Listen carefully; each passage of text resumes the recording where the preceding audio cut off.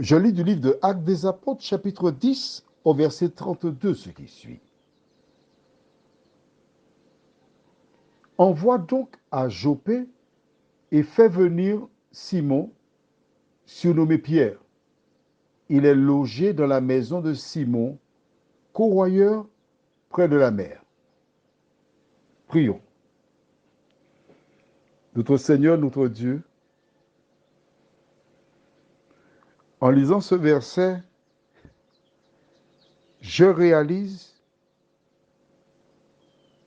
que Corneille n'a fait qu'obéir,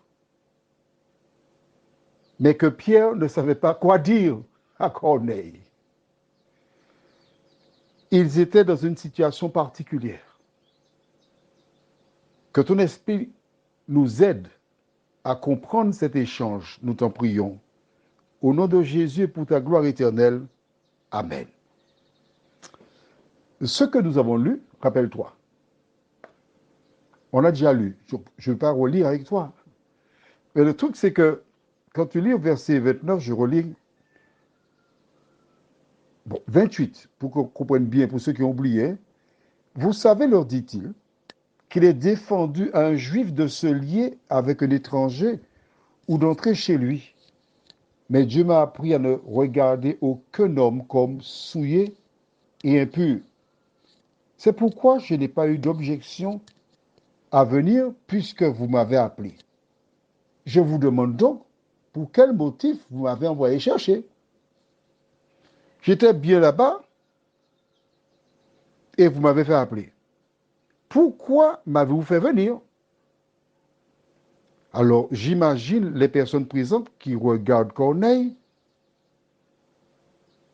Ils ne comprennent pas. Ils ne comprennent pas comment il a fait venir Pierre qui ne sait pas pourquoi il est là. Est-ce que toi, tu comprends? Pourquoi l'ange a-t-il dit « Va chercher Pierre » Donne-moi ta réponse, s'il te plaît. Je t'attends. Et arrivé, Corneille dit « Bon, moi, je n'ai fait qu'obéir. L'ange m'a dit de te faire appeler. » Est-ce que Dieu se trompe? Non. Alors, pourquoi la situation est bloquée? Tout simplement parce que dans l'esprit de Pierre, il était encore confiné en tant que juif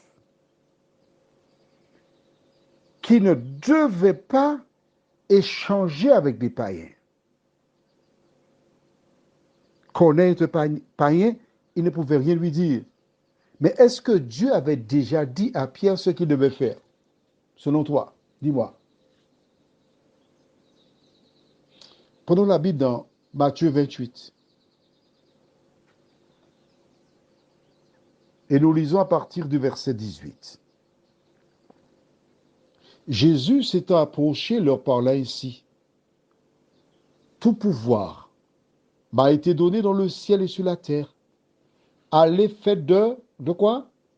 Toutes les nations des disciples, les baptisant au nom du Père, du Fils et du Saint-Esprit, et enseignez-leur à observer tout ce que je vous ai prescrit, et voici, je suis avec vous tous les jours jusqu'à la fin du monde. Dieu avait donné la mission à Pierre. Il connaissait la mission, mais dans sa tête, les Romains n'étaient pas concernés. Pourtant, Jésus avait dit toutes les nations. Voilà pourquoi il devait savoir, depuis le moment où le Saint-Esprit a dit, voilà, c'était pour prêcher l'évangile. Prions.